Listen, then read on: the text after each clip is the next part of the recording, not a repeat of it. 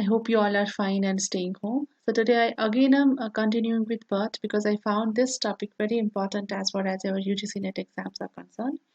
Today we are going to discuss some rules and terms that you need to understand as far as your PERT model is concerned. These rules and terms are very important, and we already have discussed the PERT model. So this will be, very easy for you to understand these terms and rules. So our first important rule is that each activity is represented by a single arrow and cannot be represented more than once in a network.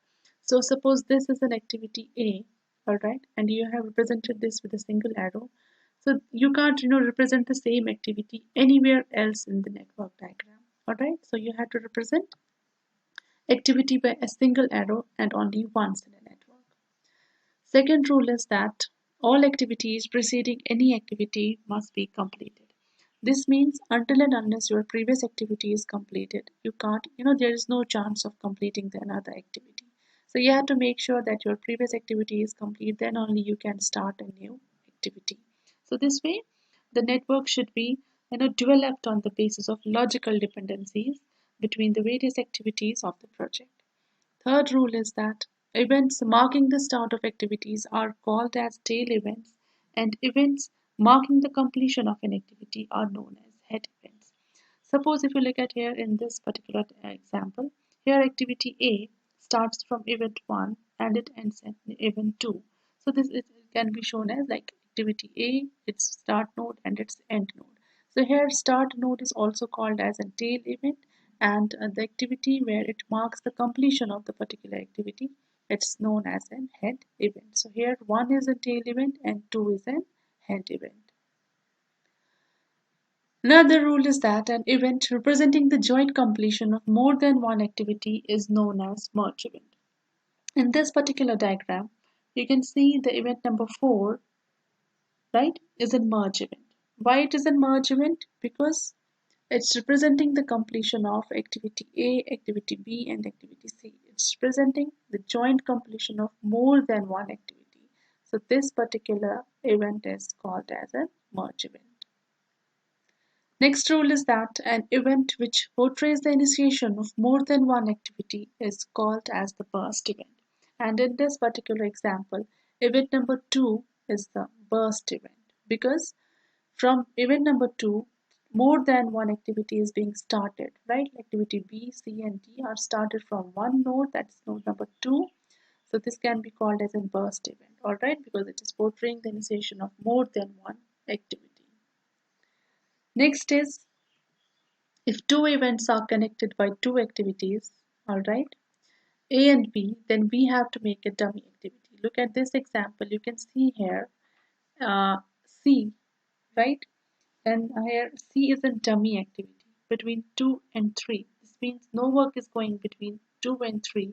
So we have to make here a dummy activity. I have already, told you in the CPM critical path method where I showed you how to make a dummy activity and how to represent it, all right? So you always have to represent it with a dotted line because we have to here show that no activity is going between 2 and 3, all right? So here C is a dummy activity between 2 and 3 in this particular diagram. And here C, the dummy activity is also known as an identity dummy. So the dummy activities do not consume time or resources. Next is that PERT requires certain time estimates to be associated with the completion of every activity. Such time estimates are made on a three-way basis. That's optimistic time, most likely time, pessimistic time. We also already have discussed all these three time estimates in previous lecture as well, where I told you that optimistic time is the least time that an activity takes. Most likely time is the time that is required to complete an activity, all right? And pessimistic time, that is in giving was conditions, what is the time that the project is going to take. Now I'll show you the structure of a chart, PERT chart, and I will I'll just show you all the events that we just discussed in rules. That's here. Event B is a burst event, sorry. Event H is a merge event, that's here, all right, because more than one activity is being completed in this particular event. Event A is a tail event because it's a starting event, so we have to call it as a tail event. And event B is a head event, that's here because it's, you know, some particular activities being completed on this particular node. So this can be called as a head event. So these are the structure of a PERT.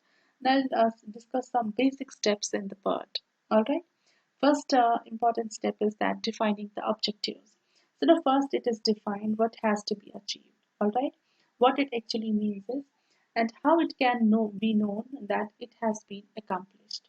That's all other details and activities and steps upward are identified in relation to these objectives. Second important step is planning. This phase is started by splitting the total project into smaller projects. So these smaller projects again are divided into activities and are analyzed by the relevant departments. Third basic step is that scheduling. It means that to prepare a time chart showing the start and finish time for each activity as well and its relationship to other activities of the project. So the schedule must suggest the critical path activities which require the special attention of the project is to be completed in time. Next step is allocating of resources and it's performed to achieve the desired objectives. All right. So a resource is a physical variable such as finance, equipment, space as well, which will impose a limitation on time for the project. Next is controlling, and this is the final phase in project management. All right. So critical path method it facilitates the application of the principle of management by exception to identify the areas that are to the completion of the project. So these were some rules, terms, and some basic steps in the PERT. So this is all about the PERT. I'll see you tomorrow with a new topic. Till then, take care.